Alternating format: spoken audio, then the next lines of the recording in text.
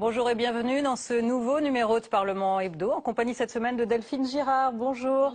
45 minutes à passer ensemble pour passer en revue l'actualité politique et parlementaire. Avec cette semaine, l'arrivée à l'Assemblée du collectif budgétaire 2012, en vedette la suppression de la défiscalisation des heures supplémentaires, qui était l'une des mesures phares de Nicolas Sarkozy. L'opposition, évidemment, est montée au créneau. Rénover la vie publique, c'est la mission qu'a confiée François Hollande à Lionel Jospin. Avec un rapport attendu début novembre, l'ancien Premier ministre devra plancher sur le cumul des mandats ou encore la réforme du statut pénal du chef de l'État. Dans sa commission, une ancienne ministre UMP, Roselyne Bachelot. Enfin, le Parti socialiste prépare son congrès de l'automne et l'élection de son nouveau chef. Cette semaine, c'était le ramassage des copies des contributions, tous en rang ou presque, derrière le texte de Martine Aubry et Jean-Marc Ayrault. Il y a bien sûr quelques indisciplinés qui ont déposé leur propre texte, comme le ministre Benoît Hamon. Ou encore comme vous, Marie-Noëlle Lienemann, bonjour. Bonjour. Ancienne ministre, sénatrice socialiste de Paris. Alors vous représentez l'aile gauche du parti, vous êtes une proche de Benoît Hamon, vous avez d'ailleurs signé sa contribution, on y reviendra. Mais vous avez également apporté votre propre contribution. Vous l'avez vous-même qualifiée d'un peu raide pour l'Europe. Est-ce qu'elle a rencontré du succès, cette contribution? Oui, on a plusieurs députés parlementaires, on est 6-7 parlementaires, on a des premiers secrétaires du Parti socialiste, on a aussi des responsables des secrétaires nationaux, puisque les 4 premiers signataires sont Jérôme Guedj, qui est le président du Conseil général de l'Essonne, et nous avons Emmanuel Morène et Marianne Louis qui sont secrétaires nationales, et moi-même, mais on a aussi des ministres plus chevronnés, comme Paul Quilès, Jean Roux, Jean Le Garec. Donc vous avez le mélange des générations, on n'a pas tous la même histoire, mais on est tous convaincus qu'aujourd'hui se joue beaucoup de la réussite de ce quinquennat, de la sortie de crise de ce pays, et que c'est à travers une réorientation réelle et pas formelle de l'Union européenne que nous devons passer, mais aussi par des choix qui, par exemple, ramènent l'État, le capital public dans l'économie, parce qu'on ne réindustrialisera pas la France, et notamment avec sa mutation technologique et écologique, sans cet investissement public lourd en lien avec les régions. Nous pensons aussi que la question des salaires n'est pas un handicap à la productivité et à la compétitivité. Bref, nous pensons qu'on peut réussir à gauche. Certains pensent qu'on va en reparler de tout ça, mais certains pensent quand même beaucoup que la réussite du quinquennat dont vous parlez passe par la discipline du parti. C'est en tout cas un peu le message qu'on fait passer. Il faut pas confondre. Il ne s'agit pas d'être indiscipliné. Il y a un congrès. Si c'était un congrès, ça sert à quoi? Ça sert à débattre. Moi, je suis quand même très très étonnée. D'abord, on a l'expérience. On sait que si on n'est pas capable, au début du quinquennat, d'avoir les vrais débats qui traversent la société française, et notamment l'électorat de gauche, si on n'est pas capable d'être en écoute avec ces populations, avec ces attentes, eh ben, la facture se paye au moment de l'élection dans 5 ans. Et on ne peut pas faire comme si la question de 2002 était définitivement derrière nous. Donc le débat que veut François Hollande avec les partenaires sociaux, il faut que vous l'ayez aussi en interne. Oui. Et puis alors il y a des choses tout à fait drôles que j'apprécie beaucoup dans la contribution de Jean-Marc Ayrault et de Martine Aubry, dont chacun a bien vu qu'il souhaitait je ne veux voir qu'une seule tête. Il est écrit: le Parti socialiste doit être un parti de débat avec l'ensemble des forces autour de nous. Le premier débat, c'est avec ses militants, avec ses adhérents. Les primaires n'ont pas affaibli notre candidat. Le débat interne n'affaiblira ni notre parti ni notre gouvernement. Alors, Marie-Noëlle Lienemann, on va dérouler ensemble le fil de la semaine, si vous le voulez bien. Et lundi, à propos de fil, ça détricote à l'Assemblée.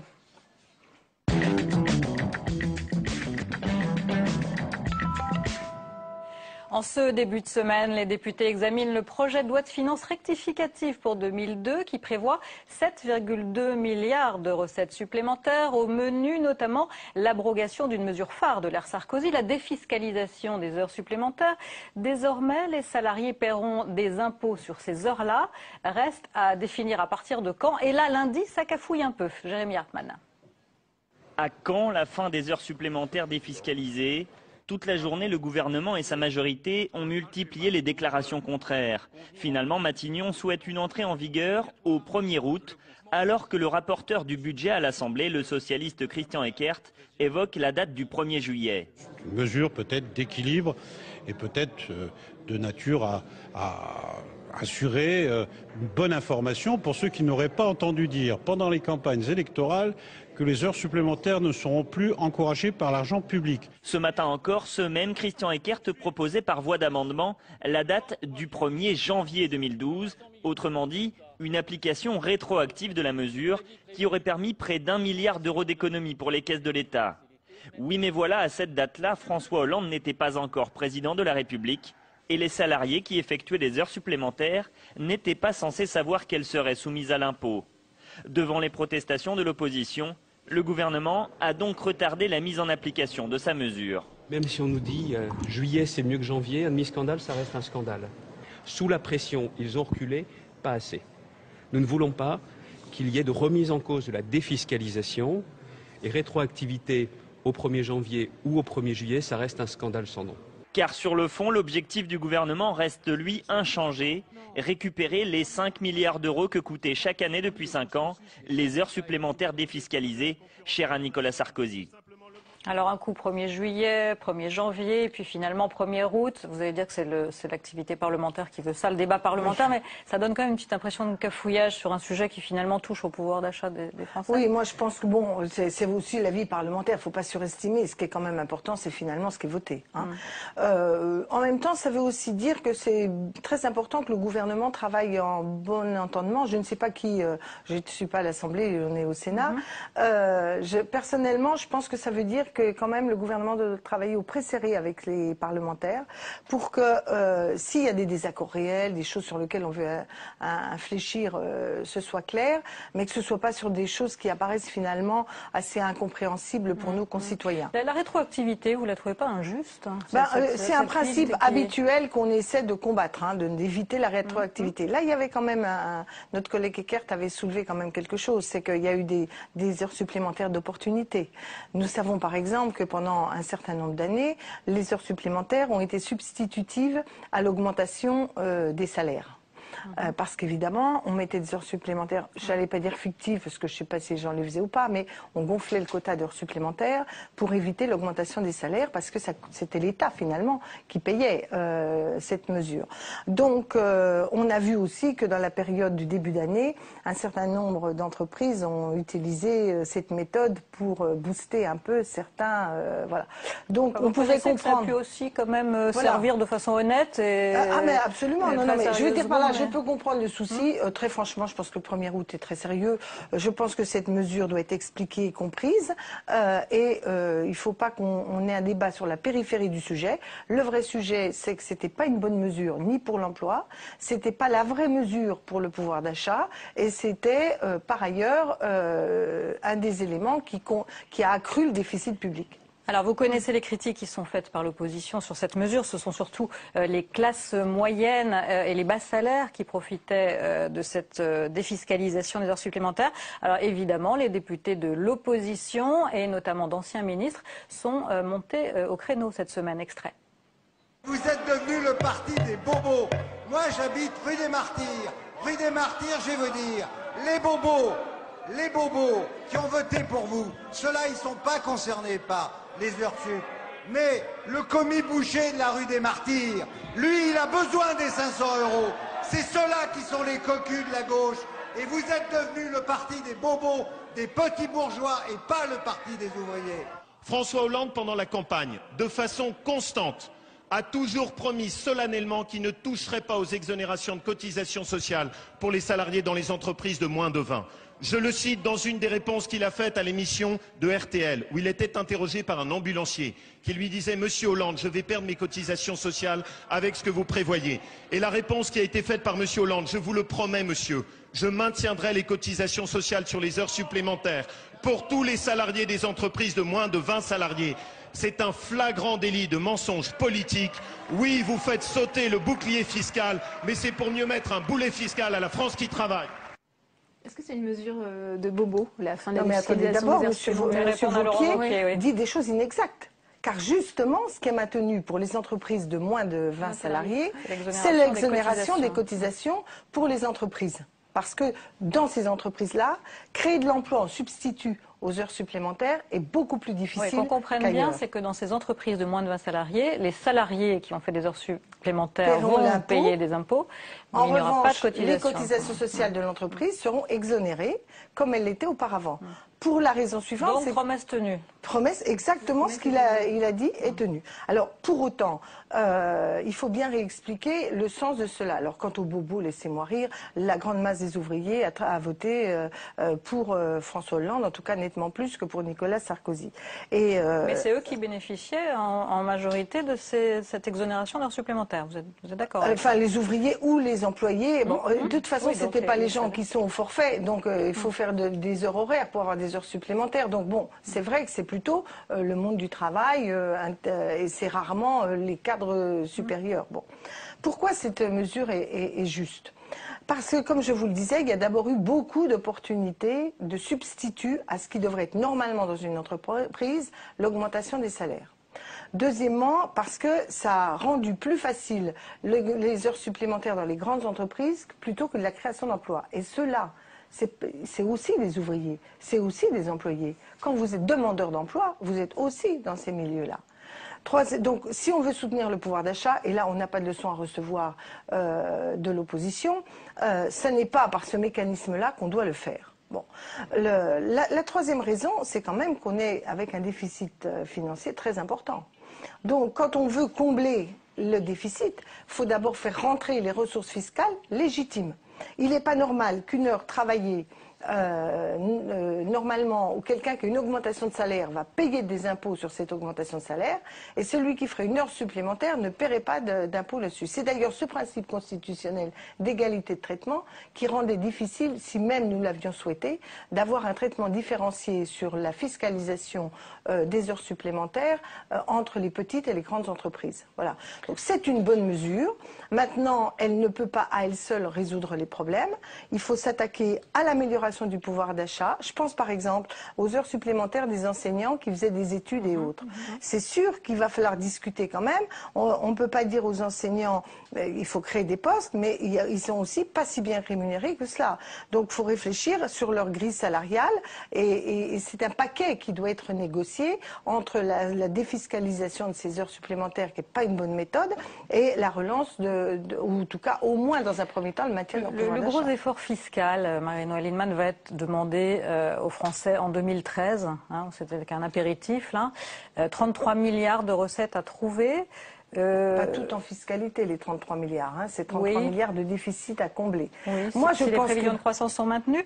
Revenons un petit peu à l'Europe. Vous dites que finalement, il ne faut pas, ça revient un petit peu à ça, dire que si on ne signe pas le traité, on ne respecte pas les engagements. Alors, je distingue deux choses. Dans le débat sur l'Europe, je distingue deux choses. Le court terme et le long et moyen terme. Quand on vote un traité européen, comme c'est le cas de ce qui va nous être proposé, on fait des choix dans la longue durée, qui traitent le court terme et le moyen et long terme. Mais qu'on comprenne bien, très brièvement, vous êtes d'accord pour respecter les engagements, notamment de 3% Sur les 3%, je suis d'accord pour les respecter. Je pose la question du délai pour l'atteindre. Que ce soit 1 an près ou 2 ans près, si c'est pendant l'année, si vous prenez 1 an de plus pour atteindre l'objectif, ou 2 ans de plus pour atteindre l'objectif, et que pendant ce temps-là, vous avez remis en route le moteur de la croissance, c'est beaucoup mieux que d'atteindre l'objectif en ayant complètement plombé la croissance et les capacités de rebond des pays. D'accord, mais vous êtes quand même d'accord pour respecter les engagements de la France. Je suis une vraie keynésien. On ne peut pas faire cavalier seul dans l'Europe. Comme ça, mais c'est même pas une question de cavalier seul. Je suis d'accord, on a signé, on respecte. Mais on prend du temps. Et surtout, on discute avec nos partenaires. On n'est pas les seuls à être devant ça. Depuis qu'on a signé le traité d'Amsterdam, il y a eu au moins 5, 6, 7 ans où la plupart des pays n'ont pas atteint les objectifs. Et c'est là où le système est vicié.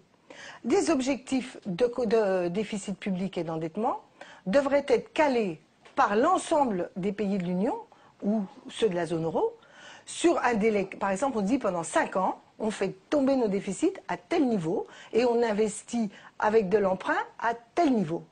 Et parce que du point de vue du cadre économique dans lequel nous vivons, il y a des moments où il faut relancer, il y a des moments où il faut engranger les fruits de la croissance pour réduire les déficits. Et donc ça doit être des choix politiques, décidés par des représentants élus. Ça ne doit pas être gravé dans le marbre, une fois pour toutes, c'est 0,3. Ou bien, là, c'est 3. Et maintenant, c'est 0. C'est-à-dire qu'on tue toute possibilité de ce que j'appelle une politique keynésienne, c'est-à-dire une maîtrise qu'on appelle contracyclique par rapport à l'économie. C'est-à-dire, à certains moments, il faut booster, à d'autres moments, il faut rééquilibrer. On ne prend pas en compte la différence entre une dépense ordinaire de fonctionnement et des dépenses d'investissement qui comptent pour l'avenir. C'est pas la même chose de donner une aide sociale parce que les salaires sont trop bas, que l'économie nous fait plein de pauvres, et cet argent n'est pas très productif, même s'il est humainement nécessaire, et puis d'investir dans l'éducation ou dans les grandes infrastructures. Donc il faut des choix politiques, ce qui ne veut pas dire des choix laxistes. Alors on va passer à un autre sujet, Marie-Noëlle Lienemann. C'est l'une des annonces de l'intervention présidentielle du 14 juillet, la création d'une commission sur la moralisation de la vie politique. Promesse de campagne de François Hollande, c'est à l'ancien Premier ministre Lionel Jospin, reçu ce lundi à l'Elysée, que revient la charge de présider cette commission, mais il ne sera pas tout seul à exercer cette lourde tâche. Sandra Cerquera. Retiré de la vie politique depuis 10 ans, mais très actif dans la campagne présidentielle, Lionel Jospin revient aux responsabilités. Il va présider la commission sur la rénovation de la vie publique. Les sujets qui l'attendent sont nombreux. La recherche d'un meilleur déroulement de l'élection présidentielle, avec un regard notamment sur le statut juridictionnel du chef de l'État. Une réflexion sur la réforme des modes de scrutin pour les élections législatives et sénatoriales. Et puis enfin, le troisième grand champ de réflexion, sans que j'entre dans les détails, va concerner des règles de déontologie permettant d'assurer une meilleure transparence à la vie publique. Une commission paritaire qui comporte 14 membres, des universitaires, des hauts fonctionnaires, mais aussi, et c'est une surprise, Roselyne Bachelot. À part l'ancienne ministre UMP et Lionel Jospin, aucun membre n'est issu d'un gouvernement. Ce que regrette la patronne des sénateurs communistes qui dénonce un manque de diversité politique. Pour les écologistes, la composition de cette commission doit être modifiée. À droite, on s'interroge sur son utilité. C'est une commission Jospin formée de gens qui ne font plus de politique ou qui n'en ont jamais fait, qui va dire comment doivent être faites les élections politiques. On ne peut pas en parler au Parlement. Ça sert à quoi le Parlement? La commission Jospin se réunira dès le 25 juillet. Un rapport doit être rendu début novembre. Alors c'est le grand retour de Lionel Jospin, qu'est-ce que vous en pensez? Écoutez, je pense surtout que des sujets comme ceux-là, c'est de la compétence du Parlement. Vous êtes d'accord avec Roger Karoutchi? Bah oui, pour une fois, hein, je ne veux pas exagérer. Bon. Moi, je pense que revaloriser le Parlement est une question centrale dans notre démocratie.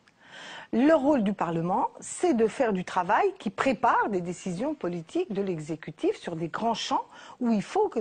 C'est quand même pas des experts qui vont décider de ce que nous trouvons normal de faire dans le mode de scrutin, de faire dans...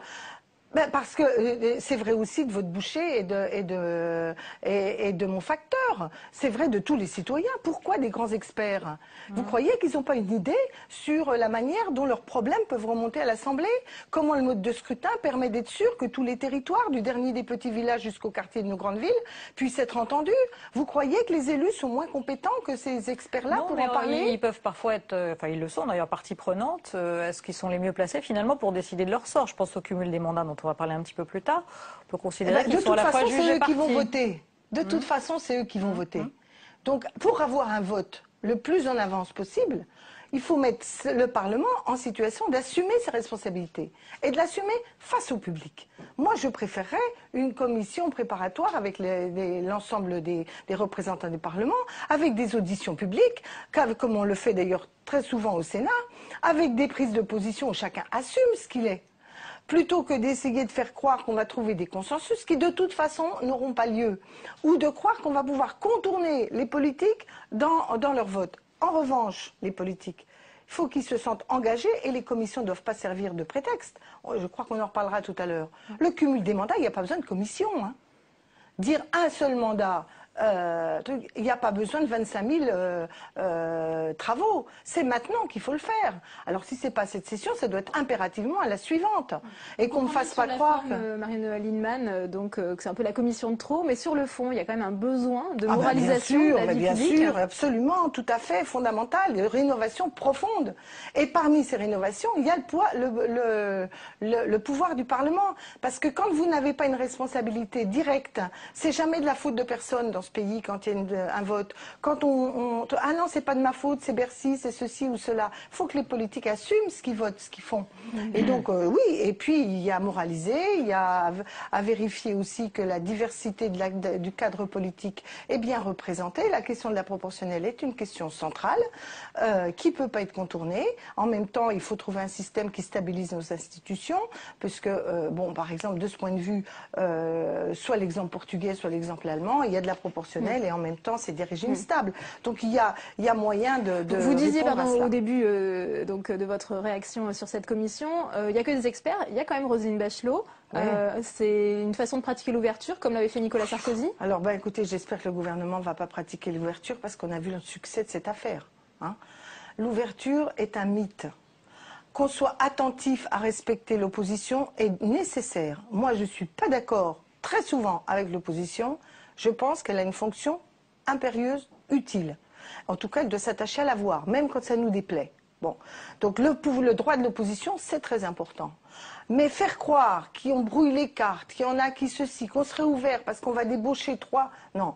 Ça, chaque fois qu'un gouvernement ou qu'un président a fait ça, ça s'est retourné contre lui. Et ça a fini par le fait que sa majorité perd les élections, même quand c'était nous. Alors on va parler justement du cumul des mandats. Et mardi, c'est le sénateur Claude Dillin qui revient à la charge avec une pétition contre le cumul des mandats.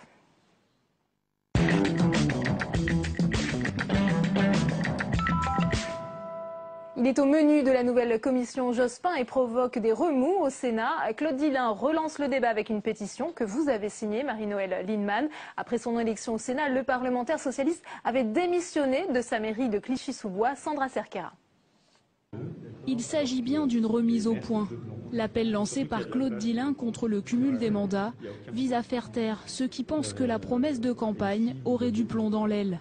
Je ne fais rien d'autre que dire ce qu'a dit le Parti socialiste et qui a été voté par les militants, de dire ce qu'a dit le président de la République et ce qu'a dit le Premier ministre dans sa déclaration de politique générale. Donc je n'ai pas l'impression d'avoir fait une révolution. Mais les réticences persistent. Ils ne sont pour l'instant qu'une vingtaine à avoir signé l'appel. Si la loi passe un jour, il ne sera plus possible de cumuler mandat parlementaire et exécutif local. Y renoncer, c'est pour certains élus se couper des réalités du terrain.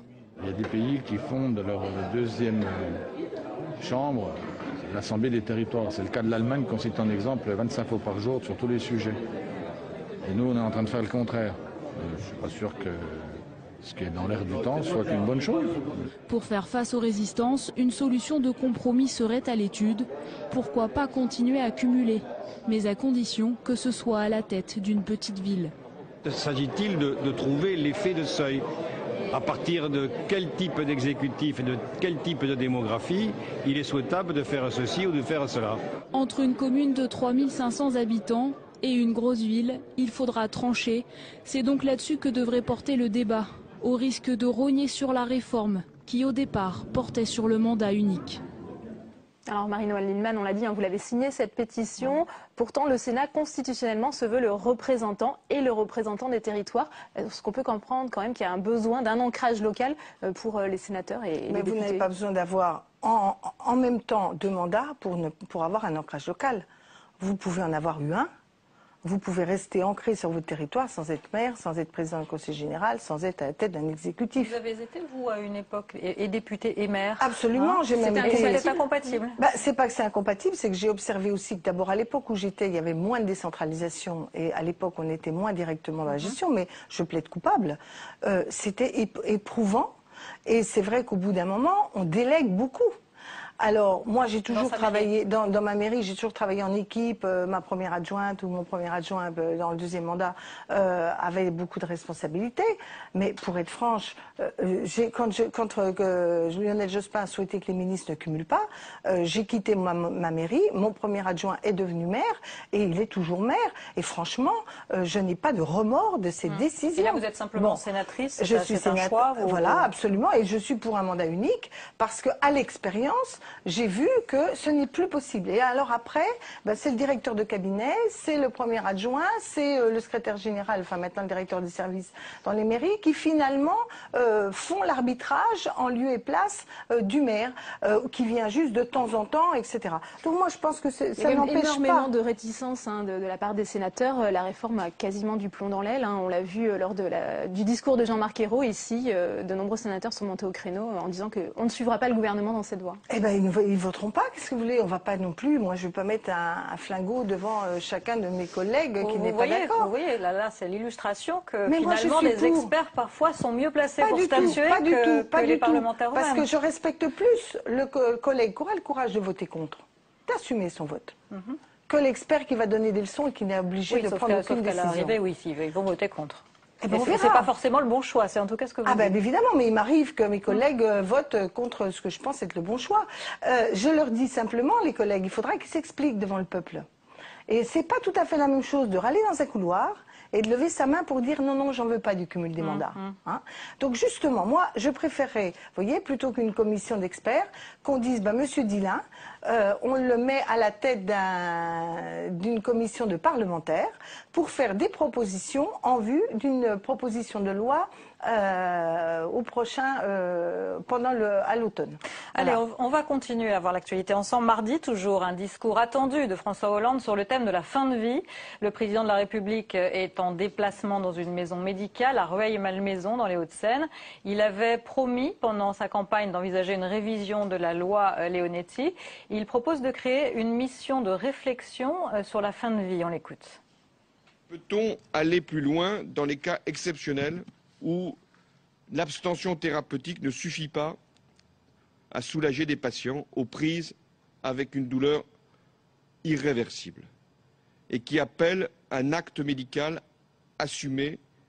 Un travail de réflexion, d'information, de concertation sera donc conduit et j'ai confié la mission de mener ce travail au professeur Didier Sicard, ici présent, président d'honneur du comité consultatif national d'éthique. Donc on comprenne bien, la loi Leonetti prévoit le laisser mourir. Il s'agirait là d'aller plus loin avec on va dire un geste actif, plus actif, dans certains cas très précis. C'est bien ce que c'est. François Hollande ne prononce pas le mot d'euthanasie. C'est un sujet tellement sensible que le mot ne peut être prononcé. Vous voyez bien que dans l'histoire, l'euthanasie, elle a quand même eu des connotations extrêmement redoutables. Et il ne s'agit pas d'une euthanasie au sens de dire les gens ne sont pas utiles, bon, terminé. Il s'agit d'accompagner la personne dans sa fin de vie par une maîtrise autant que faire se peut d'elle-même, de ses choix, de la manière de le faire, avec toute la difficulté en fin de vie, selon les circonstances, de pouvoir exprimer son avis, si je puis dire, avec liberté, autonomie et conscience. Donc, de ce point de vue, le sujet est évidemment complexe. Et pour le coup, je pense qu'on ne peut pas prendre une décision nouvelle sans deux conditions. La première, avoir bien évalué l'effectivité de la mise en œuvre de la loi Leonetti et de son efficacité ou de ses limites. Parce qu'elle est quand même que de 2005. Et l'air de rien, c'est long que les pratiques se mettent en œuvre dans des domaines comme cela. Et deuxièmement, je pense qu'effectivement, il faut aller plus loin. Parce qu'on a tous vécu autour de nous des épisodes familiaux douloureux, où on a eu le sentiment que la loi telle qu'elle était ne répondait pas au bien-être de fin de vie de nos proches. Donc, je pense qu'il va falloir la changer, cette loi, l'améliorer, si je puis dire, lui ouvrir des champs nouveaux. Je pense que peut-être... Avec toutes les précautions nécessaires. Avec toutes les précautions, et ne pas confondre les mots. Euthanasie, quand vous dites je vais euthanasier, c'est vous-même qui décidez pour l'autre. Là, c'est pas du tout l'euthanasie. Il y a là donc une commission qui est créée bon, sur ce thème-là bien particulier, mais de façon générale, là, ça fait déjà 2 commissions ou de missions de réflexion en 2 jours, plus toutes celles qui ont été annoncées avant. Est-ce qu'on crée trop de... Ça fait un peu beaucoup. Oui. Ça fait un peu pour beaucoup. Enterrer un dossier, créons des commissions. Voilà, alors c'est pour ça qu'il faut quand même, à mon avis, bien distinguer les enjeux. Ce qui était clairement affirmé et qui peut être mis en œuvre rapidement parce que l'engagement était clair et la mise en œuvre n'est pas d'une complexité folle. Hein. Ce qui n'est pas le cas. Là, voilà, donc ça par exemple le cumul des mandats, moi je peux entendre les 3500 habitants, bon il faut quand même aller au cœur de cible, donc il faut un Parlement qui puisse rapidement décider. Il y a des cas où il faut négocier avec les partenaires sociaux. Je pense par exemple tout ce qui était sur le grand sommet social, par exemple les licenciements économiques. Bon, il faut un peu négocier parce que c'est sûr qu'on peut pas. Bon, mais il faut une date butoir. Et dans la commission qui vient d'être, mais pas trop, et bien et souvent des dates butoirs, bien ciblées et des dates butoirs pour que ce soit pas dilatoire. Premier pas, Marie-Noëlle Lienemann, vers le congrès du Parti socialiste qui se tiendra à Toulouse fin octobre avec la présentation des contributions.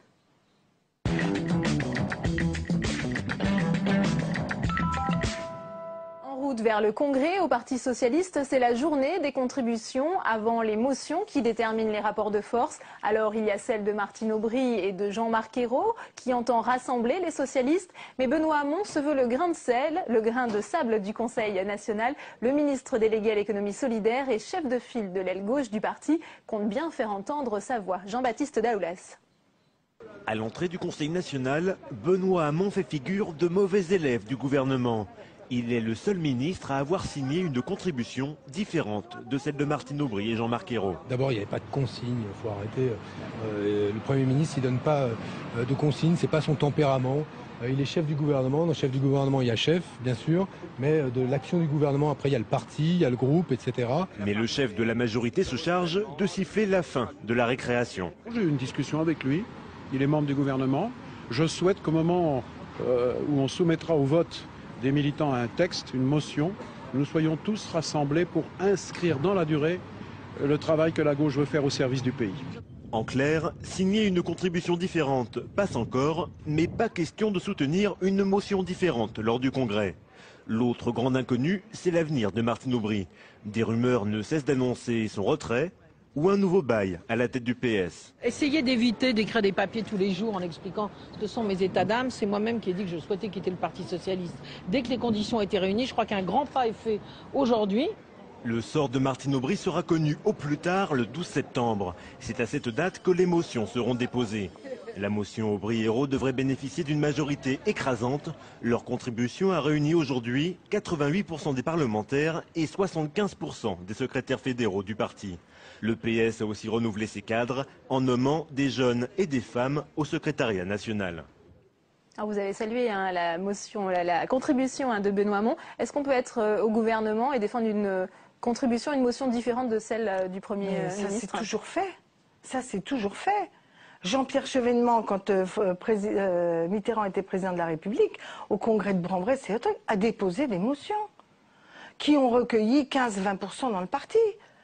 Et Jean-Pierre Chevènement, quand il a quitté le PS, c'était bien après, ça n'avait rien à voir. Alors comment expliquez-vous que dans ce Jean-Luc Mélenchon, expliquez-vous que dans ce gouvernement-ci, finalement, tous les ministres se soient ralliés alors qu'ils avaient chacun des intentions moi, je n'explique pas comment ils sont ralliés. Je pense qu'il y a une amicale pression, comme on dit avec les formules diplomatiques habituelles, une amicale pression qui les a amenés à être dans l'obligation de signer cette.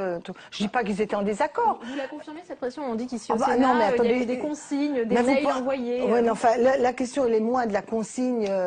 C'est un climat. Quand on vous dit, on a écouté Jean-Marc Ayrault, pour qui j'ai un grand respect, que je trouve un bon Premier ministre, mais enfin, on ne va pas faire un congrès du PS pour ou contre le gouvernement. Moi, je déposerai probablement une motion avec mes amis et d'autres parce que nous avons des désaccords sur certains sujets ou en tout cas nous voulons infléchir un certain nombre de décisions qui n'étaient pas dans les 60 engagements de François Hollande, qui nous engagent tous. Hein. Quand on est dans une situation où on doit avoir un débat, c'est évidemment pas les pour et les contre le gouvernement. Enfin, où on vit. Et la crise ne justifie pas l'unité? C'est un petit peu alors, c'est le même débat sur l'unité nationale. Il y aura une crise, donc au contraire, la grande question, c'est quelle est la sortie de crise. Et là, il peut y avoir débat. Et là, il doit y avoir débat. Il y a des gens qui vous disaient, il n'y a pas de problème, la crise est telle que ça va remettre en cause le système. J'observe que paradis fiscaux, produits dérivés, dérégulation bancaire, écrasement de l'économie réelle par rapport à l'économie financière, tout ça continue comme un rouleau compresseur. Alors qu'on aurait pu penser que la crise allait amener à notre politique. J'observe une autre chose, c'est quand il y a une alternative qui est cherchée, elle est cherchée vers l'intégrisme, l'extrême droite ou les pensées totalitaires. Je dis, donc, si la gauche... Même Arnaud Montebourg n'a pas signé de contribution. Oui, ben Arnaud est aussi au front de sujets majeurs qui correspondent au sujet qu'il a posé. On va y venir, donc, moi je respecte chacun. Je ne suis pas en train de donner de faire des bons points et de morale. Je dis par contre le droit du militant et le devoir du militant, du cadre politique, de dire ce qu'il a à dire dans le respect des règles de notre parti et de l'efficacité du gouvernement. C'est un impérieux devoir en début de quinquennat. Sinon, on aura des retours de bâton difficiles. Alors, on parlait d'Arnaud Montebourg, pardon.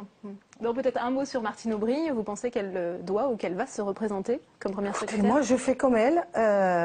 J'écoute ce qu'elle dit, je crois ce qu'elle dit. Voilà. Qu'est-ce que vous voulez? On ne va pas commencer à dire je dis blanc, je fais noir. Eh ben non, elle a dit, elle va faire. Enfin, elle dit quoi? Elle dit plus rien, là. Elle dit pas qu'elle s'en va. Elle a encore rappelé là qu'elle avait pris des engagements, que si les conditions, elle est en train de vous dire. Ça, c'est très subjectif. Bien sûr, mais elle est en train de vous dire à la réunion là tout à l'heure qu'elle pensait que ça allait dans le bon sens. Donc moi, je fais comme elle, je constate. De toute façon, le premier secrétaire ne sera plus élu par un vote alternatif au suffrage universel, puisque c'est obligatoirement la tête de liste de la motion. Des deux motions majoritaires qui peuvent se présenter, des deux motions en tête, pardon, qui peuvent se présenter. Et donc, de fait, ce sera celui qui aura été coopté dans la motion majoritaire. Allez, Arnaud Montebourg, donc on en parlait, a poursuivi cette semaine ses consultations avec les acteurs du drame social de PSA Peugeot Citroën, rencontre avec les syndicats de l'entreprise, puis mercredi avec le président Philippe Varin qui avait déclaré auparavant n'avoir pas d'autre choix que de fermer le site d'Aulnay et supprimer 8000 emplois. Ce même mercredi était entendu à l'Assemblée l'ancien PDG de Renault, Louis Schweitzer. Pourquoi la marque aux losanges se porte-t-elle mieux aujourd'hui que son concurrent français Peugeot? Réponse. La fermeture d'Aulnay est incontournable pour PSA. Mais au fond, quelle est la différence? On dit Renault va un peu mieux que PSA en ce moment. Au fond, quelle est la différence? Que Renault a pris le contrôle de Nissan, que Renault a fait Dacia, et que Renault a géré le camion avec Volvo. Donc au fond, c'est en allant à l'étranger qu'on s'est évité un certain nombre de problèmes en France. Donc voilà, la solution, c'est de produire à l'étranger. J'ai beaucoup d'amitié pour Louis Schweitzer. Je pense quand même qu'il faut un peu nuancer, parce que je ne veux pas défendre Peugeot. Je pense que j'ai lu l'interview de M. Peugeot dans Le Figaro. Je pense quand même qu'il a tort de monter le ton comme cela, et j'espère que les esprits vont se pacifier, parce que quand même, quand on a un PDG d'une entreprise qui vous explique que non, la feuille qu'a sorti la CGT, c'est pas vrai, c'est faux, il n'y aura jamais ça, et que c'est exactement ça qui se déroule, bon, on peut appeler ça avec les mots pudiques qu'on veut, c'est quand même un mensonge. Bon, et ce n'est pas sain pour la négociation sociale et le dialogue dans notre pays. Mais néanmoins, n'accablons pas que Peugeot. Peugeot a moins fait partir hors de France. Oui, mais il se retrouve aujourd'hui avec... Voilà, attendez, non mais justement, une partie de sa production. Et faire croire que l'issue de Peugeot, ce serait de faire comme Renault, je ne suis pas d'accord avec cela. Qu'il y ait des alliances stratégiques avec d'autres à l'étranger pour exporter, oui. Externaliser à l'extrême la sous-traitance en dehors du pays, non.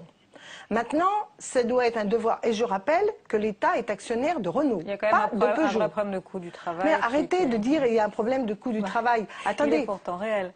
Mais il n'est pas réel avec l'Allemagne. Bon, donc en Allemagne, le coût du travail dans l'automobile est supérieur au coût du travail en France. Donc, et que ce soit sous-traitance ou production. Donc la réalité, c'est aussi que l'Allemagne a fait des choix de gamme qui correspondaient au fait où le coût du travail sur les gammes élevées a moins d'impact sur les gammes petites. Je ne dis pas qu'il n'y a pas de question à avoir sur le calcul, notamment des cotisations sociales. Depuis des années, déjà sous Jospin et déjà sous Mitterrand, je disais le calcul des cotisations sociales doit être fait sur la valeur ajoutée dans l'entreprise et pas sur la masse salariale. Et pourquoi même pas d'avoir une vision un peu différente de ce calcul selon les secteurs très exposés à l'exportation ou les secteurs qui ne le sont pas. Quand vous pensez que l'essentiel de nos allégements de cotisations touche Auchan, Carrefour, franchement, c'est pas pour ça qu'ils vont mettre une caissière de plus. Ils serrent quand même les boulons et ils bénéficient davantage. Donc, je dis, il y a un vrai sujet de repenser les grandes filières industrielles de ce pays avec les acteurs qui y sont, mettre de l'argent public dans certains choix. Quand l'État est actionnaire, mettre les moyens aussi. Ce qui n'est pas le cas. Mais c'est le cas pour Renault. Et je veux absolument que les entreprises, et j'invite à ce que nos amis puissent lire le blog de Madame Karine Berger, qui est une économiste désormais députée, les modes de calcul de rentabilité dans l'industrie aujourd'hui, ça doit être rentable en 1 an. On sait qu'il faut 7 ans, 6 ans de cycle. Donc il faut organiser pour que l'investissement long terme et la rentabilité à long terme soient revalorisés par rapport au court terme. Allez, on va passer au jeudi très vite. Quand un député réclame plus de transparence dans les comptes des députés.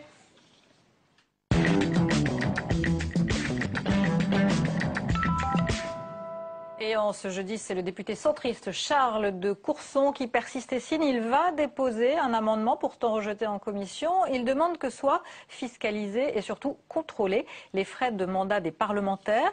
De quoi s'agit-il? Valérie Brochard, Soisig-Bonvarlet. En ce début de 14e législature et de majorité socialiste, les députés s'apprêteraient-ils à voter l'abolition des privilèges? Apparemment pas, puisque le 11 juillet dernier, la Commission des finances a rejeté massivement l'amendement du député UDI Charles de Courson visant à fiscaliser l'indemnité représentative des frais de mandat. Salle des 4 colonnes, les députés n'ont pas franchement envie d'évoquer le sujet. J'ai même pas d'idée sur ce sujet. Rien du tout. L'indemnité des représentatives des frais de mandat des parlementaires. Non, je veux bien la TVA. C'était une proposition d'amendement en commission des finances. Oh, mais il a été rejeté. Monsieur Ollier, bonjour. Pourquoi ça a été rejeté? Allez-y, allez-y. L'indemnité d'un montant de 6 412 € mensuels doit permettre aux députés de faire face aux dépenses liées à l'exercice de leur mandat, non prises en charge par l'Assemblée. Distincte de l'indemnité parlementaire principale, salaire proprement dit des députés, et en complément du crédit pour l'emploi des collaborateurs, l'IRFM doit permettre la prise en charge du loyer de la permanence parlementaire et des frais liés aux déplacements ou cérémonies officielles. Problème, une partie de l'indemnité étant souvent inutilisée et sans contrôle existant, l'IRFM peut être détournée à des fins personnelles. Récemment, Mediapart accusait le député socialiste Pascal Terrasse de s'être offert des vacances avec son IRFM. Il y a eu mélange à la fois de ce qui relève de mes indemnités d'élu, dont je peux faire ce que je veux, de mon IRFM. Je pense que Mediapart s'est un peu trompé sur le fond de l'affaire. Des suspicions que Charles de Courson voudrait faire taire en soumettant à l'impôt sur le revenu la partie de l'IRFM non consommée, impliquant un contrôle par l'administration fiscale des dépenses des parlementaires. Oh, visiblement, c'est un sujet sensible à voir la réaction des députés interrogés dans ce reportage. Est-ce que vous l'auriez voté, l'amendement de Charles de Courson? Non, je pense que la bonne méthode, c'est le contrôle par les assemblées elles-mêmes, par un collège de pairs, de l'usage de ces fonds, sur lequel les sénateurs comme les députés, les sommes qui sont données me paraissent, enfin, il faut bien les nuancer, sont brutes. Hein, enfin, c'est pas vrai que tous les mois, il y a 7 100 € qui tombent chez le... Et il ne paraît quand même pas aberrant que soit comme contrôlé, justifié, on justifie absolument qu'on justifie. Et éventuellement ces sommes. Reversées lorsqu'elles ne sont pas utilisées intégralement. Oui, éventuellement reversées quand elles ne sont pas utilisées intégralement. Alors en prenant un laps de temps de 2-3 ans, parce qu'une année, vous allez rénover le siège, votre local. Cette année-là, vous dépensez plus, vous changez votre ordinateur, encore qu'on a des dépenses. Vous trouvez ça normal, mais en même temps, l'amendement a été rejeté. Hein, parce que l'amendement, ça suppose, ça suppose que c'est Bercy qui va venir voir comment les députés et vont commencer à dire oui, mais pourquoi vous avez fait ça? Est-ce que c'était bien votre mandat? Et vont commencer à comment dire, codifier ce qui procède de la manière d'exercer son mandat, ce qui ne me paraît pas sain dans une démocratie. Au passage, Bercy ne peut pas contrôler les comptes des parlementaires. Ça, c'est au nom de la séparation des mais pouvoirs.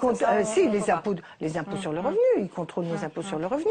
Mais l'IRFM doit être contrôlé par l'Assemblée, par un collège de pairs, voire qu'il puisse avoir quelques grands sages qu'on associe. Ce qui n'est pas le cas pour l'instant. Il faudrait le faire. Merci beaucoup. C'est la fin de cette émission. C'est la dernière de l'année. On se retrouve donc en septembre. Et avant ça, on remercie évidemment toutes les équipes qui nous ont aidés à faire cette émission cette année, à commencer par Éléonore Picot et évidemment toutes les équipes en régie. Merci beaucoup. Merci Aude. Au revoir. Et merci à vous deux. Merci.